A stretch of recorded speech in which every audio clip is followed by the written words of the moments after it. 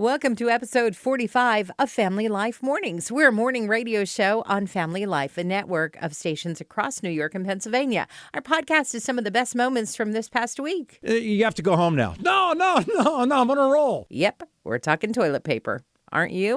A fun way to start the day and nothing to embarrass you in front of the kids. Family Life Mornings. From my personal experience, it's been almost a month now where the toilet paper phenomenon, right? The empty shelves, everybody's gathering up all that. So, but the manufacturers of toilet paper said, we hear you. We are making more, and we're making more, and we're making more. As a matter of fact, they're working around the clock, 24/7 to make more. So they're just letting you know it's going to be okay. We're going to keep making it. The workers there, apparently, it's hard to even send them home. I mean, they're working 24/7. It's like, you have to go home now. No, I'm on a roll. I want to keep going. You're waking up with the show that keeps it clean for you and your kids. Family Life Mornings. With Easter this week, you got to get your eggs hard-boiled and dyed, and it's always so messy and so complicated and so time-consuming. Enter the Instapot. Yes, the kitchen gadget that I am most afraid of can cook and dye your eggs in one fell swoop. Wow. It involves like putting mason jars inside the Instapot with the dye in them, and then the eggs go in those jars. And so you can do multiple colors at one time. Like once you just close the Instapot, boom, you got pink eggs and yellow eggs and green eggs and Well, that's perfect because these days I'm so busy doing from one thing to another. Wouldn't you know? The one year we have all time in the world. Well, that's right. We'll have extra time for other things. Just pin that on Pinterest maybe for next year, time when you might be a little busier. While you're packing your lunch, they're packing your mornings with a whole lot of fun. It's Steve, Terese, and Randy on Family Life. A friend you can turn to. Remember I said I've been saying, I don't know, a lot? I've been, right. I see a theme coming here. I said that a lot in school when I was asked, asked a question. I go, I don't know. That's what happened when 12-year-old Riley Anderson was doing her algebra homework at home. Oh, boy. Of course, doing it at home by herself. And she was told to graph a function. I'd be like, huh? I don't know. It didn't make any sense to her. So she thought she'd email her teacher. That's what you do these days. You email your teacher. Yep. So she did. Her teacher also is her neighbor. So instead of just emailing back, all of a sudden, there in the window was Riley's algebra teacher with a whiteboard to explain what graphing a function is all about. So how can you be a good teacher and a good neighbor at the same time? Well, way to go, teacher. Just a teacher's heart right there. So, it was a sign to show support and a sign to show how to graph a function. Yeah. Now, when she goes to trigonometry, it won't just be a sine. It'll be a cosine. You see, because That's right. don't ask me to explain that one either. Math jokes. I don't know. I don't know. It's okay if you're not ready to wake up yet. We'll just turn the music down and talk softer. Steve, Terese, and Randy on Family Life Mornings. The coronavirus has caused much schedule headaches. Schedules having to be rearranged, and some of the people that I really feel for are those who are supposed to get married, but it can't happen. And this happened to this particular couple, and they were left with 115 chocolate lint bunnies, which they had bought for favors for their guest on their big day. So since they couldn't have their own wedding, they decided to throw a bunny wedding.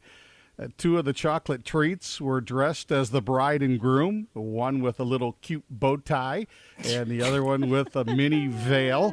There was a preacher, and then the preacher read the mini order of service, and the rest of the bunnies were all seated in little tiny chairs, and they were guests for the wedding.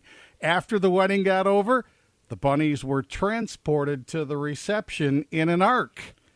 And, of course, they boarded 2 by 2, stayed 6 bunny feet away for the proper social distancing, and they just made it a fun occasion. And many people have responded by saying, Mark, who was the guy, the brainchild behind the whole thing, but both he and his fiance are going to have a great marriage because of their positive outlook and their sense of humor. However, one person did comment, if I was stuck with 115 chocolate bunnies, by now there would be maybe 2 or 3 still in the house. 115, let's see, if there were 2 by 2, that leaves 1 left. Oh, we have to eat that one. Uh-oh. Just doing the math, and I'm hungry. Music? Check. News? Check. Encouragement? Check. Yep, we're ready to start the day. Family Life Mornings. This wedding went on in Michigan. Remember, like the pastor recently who put the pictures of the congregation in the seats? This was similar. They had a wedding plan, this Michigan couple. They decided to go to a company who did cardboard cutouts. So they had their, they were up in front, but they had just had the cardboard cutouts sitting all over the church. So they were sort of there, I guess. Yeah, it was terrific because when the pastor said, speak now or forever hold your peace, not a peep. Thanks for tuning in to Family Life Mornings. We're giving away free smiles, and we've got one that's just your size. What are people searching for on the internet during the COVID-19 crisis? Well, 4 of the 5 don't surprise me at all. It makes sense. Number 1, how to cut hair at home. That makes sense. We've talked about that. How to make face masks. That makes sense. How to make hand sanitizer. It makes sense. How to make Rice Krispie treats. Okay, I mean, I can understand that. That makes sense. How to solve a Rubik's Cube. What? Why is that the number 5 most searched item on the internet? The Rubik. I don't get that. I'm thinking this may have happened in more than one church, but the very first week that we were doing church online, our pastor used a Rubik's Cube as his object lesson. Really? And I'm not sure how exactly he did it, but the cube was not solved. Okay. And then they did a close-up shot. Uh-huh. And then he picked up the Rubik's Cube and it was solved. Oh. Now, some people have maybe suspected that they swapped the Rubik's Cubes. Oh, no, he wouldn't during do that, would he? Or maybe he just Googled real quick in the middle of the sermon, right? So I don't know, it could have happened. That makes sense. Okay, well, a Rubik's Cube doesn't make sense to a lot of people at the time, right? Right. But God will figure it out. God will figure it out. A new day, a new start, a God who never changes. You're waking up with Family Life Mornings. I'll admit it, I don't want to wear a face mask. When they started saying, hey, maybe you should, I was like, I don't know if I really need to. I mean, they're uncomfortable and they make my glasses fog up when I wear one. I sort of feel like I'm being smothered and I can't smile at people. I can't have conversation. Don't even get me started on the lipstick problem. Boy. Don't ever wear lipstick and then put on a face mask. Randy okay, and I feel you on that one. Right. Learn from my experience. Right. But I think I'm going to have to start, not only because the CDC is now saying that it's a good idea, but because of this asymptomatic spread. Like, I could have coronavirus and not even know it. Like, I feel great, but I could be a carrier. And so when I walk around and just breathe like normal, I could be breathing it out all over the place, and someone else comes along who's compromised and they could catch it. Or someone else could be asymptomatic and breathing all over the place, and then I could catch it. So, yeah, I probably am going to have to start wearing, then there's what the Bible says. Look not every man on his own things, but every man also on the things of others. Yep, right there in Philippians 2, verse 4, it tells us, think about other people before you think about yourself. Oh, I'm definitely going to have to wear a face mask now. Because 3 hosts are better than 1, or 2 for that matter.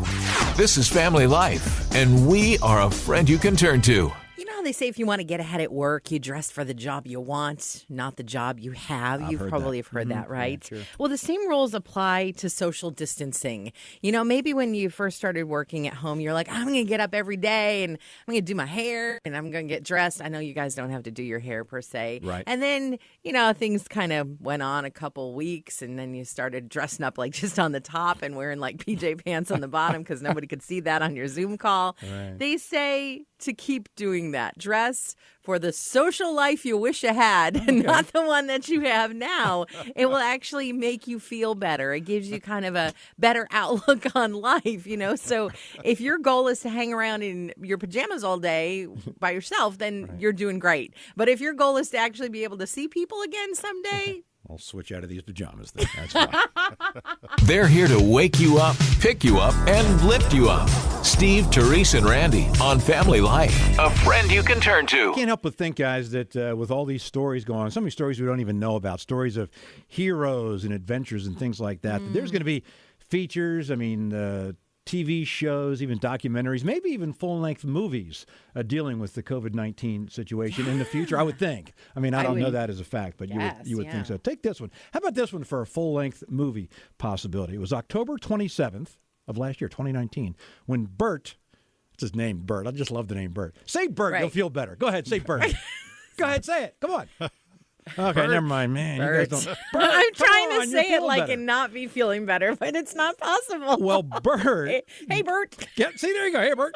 He sails out, and he gets from Canada on his 40-foot ocean-faring sailboat. His goal? To circumnavigate the globe nonstop without the aid of any electronic navigational devices. Now, again, this is October 27th, and he's still out there all by himself. Bert. Oh, that has to be in the name of the movie, doesn't it? Bert, the best social distancer ever. He really is. He's all by himself. There's one seat in the movie theater for that one. That's right. One movie seat. Hey, there's Bert. A little serious, a little silly. A perfect balance to start your day. Family Life Mornings. He's a World War II vet, and now he is a viral sensation. How in the world did 97-year-old Chuck Fransky become such a hit? Well, he knows how to bust some moves on the dance floor. Actually, on his front porch of the house that he shares with his wife of over 80 years. Wow. That in itself is amazing. But Chuck is out there on the porch bebopping to some music. And at the end of the dance, he removes his hat and he waves to salute his audience. And what Chuck probably didn't realize that over 1 million people now have been inspired by his positive attitude in life.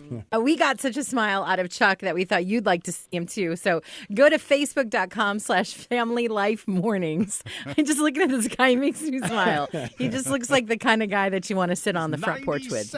You know we're friends because we're already on a first-name basis. It's Family Life Mornings with Steve, Terese, and Randy from Family Life, a friend you can turn to. Randy, your wife, Christina, teaches Spanish, doesn't she, in high school? Yes, she does. Right. Oh, you should have said C. That'd have been more. That'd have been better. There's a new language that apparently, and I think they're right because we've caught on to it pretty quickly here. You can just look this up on the website and learn a new language. And they said you can learn it in about 15 minutes. You can get it down pretty good. Huh. We've gotten it down okay. Not the total thing, but you've heard of it.